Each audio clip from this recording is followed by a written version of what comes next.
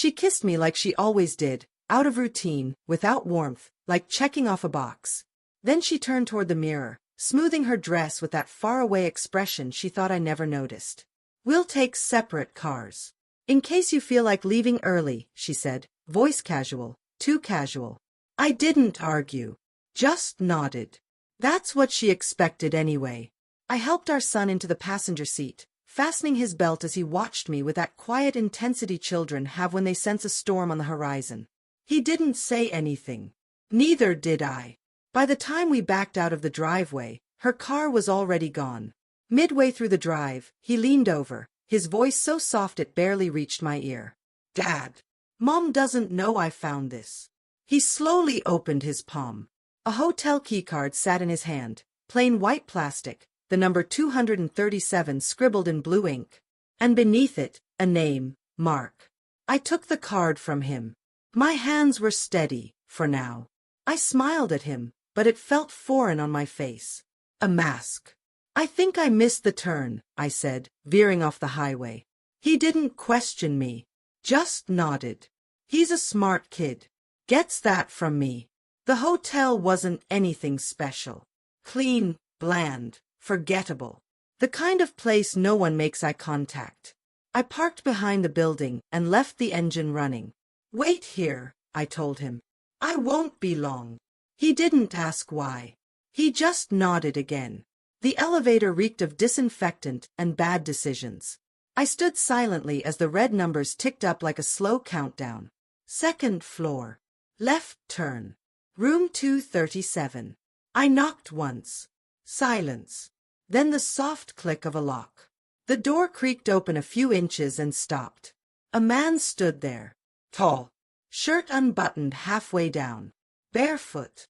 He looked at me like I was just a stranger who knocked on the wrong door, until his eyes met mine. Then he froze. Behind him, her perfume floated in the air.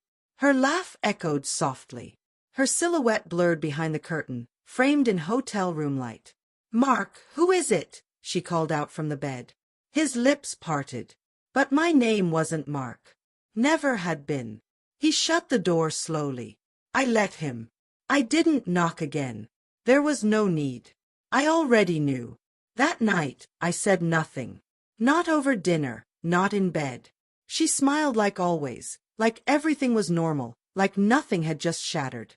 She talked about her parents' party, her mother's new dress, her dad's speech. She described it all in detail, as if she'd been there for hours. I nodded in all the right places, but my mind was elsewhere, on the wallpaper in room 237, on how many rings she slipped off before laying down in that bed. The next morning, I went through her phone. She never knew I cloned it last year. Just in case. Mark was cautious, burner phones, hidden message folders, but no one hides everything forever. Their first meeting was half a year ago. A conference, naturally. There were photos, messages about me, jokes, laughter, plans for the future. She told him I was cold, distant, detached. She wasn't wrong. I stopped being soft with her the day I stopped trusting her. That was long before she ever wound up in someone else's sheets. All of it brought me to one thing, a DNA test. Quick. Clean. A cheek swab from me. One from our son. 3 days of waiting. I didn't sleep. Didn't need to. The envelope arrived, plain and white, looking like it contained nothing of consequence. But it did. I opened it alone, in my office, with the door locked behind me. Not a match. Probability of paternity, 0%.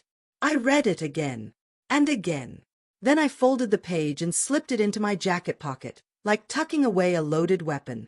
That evening, I set the table for dinner. Her favorite meal. Candles lit. Her playlist humming in the background. She looked pleased. Like she'd won. After dessert, I handed her the envelope. I didn't speak. She opened it slowly. Her hands began to shake. Her lips parted in shock. Her eyes found mine, but I wasn't really there anymore. "I can explain," she whispered. I nodded slightly, not in agreement, but as acknowledgement that I heard her voice. She reached for my hand. I pulled it away. No yelling. No cursing. I just slid my phone across the table. Unlocked. Open to her message thread with Mark. The pictures. The dates. The hotel locations. I watched her face unravel in real time. I saw you, I said finally. Just one wrong turn. That's all it took.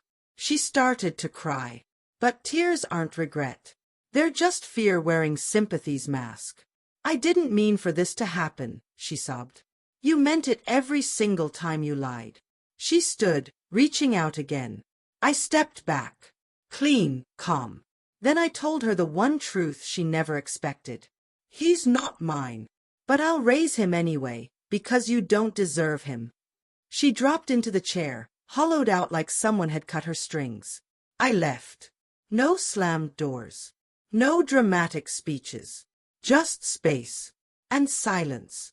When I got home, he was sitting on the porch steps, still holding that keycard. I took it gently from his fingers and slid it into my pocket. He didn't ask what happened. He didn't need to. We sat there together as the sun slipped behind the rooftops. I draped my arm around him, felt him lean into me. He may not be my blood, but he's mine. She thought her betrayal would break me. All it did was show me what had already died. And now I know who I am without her.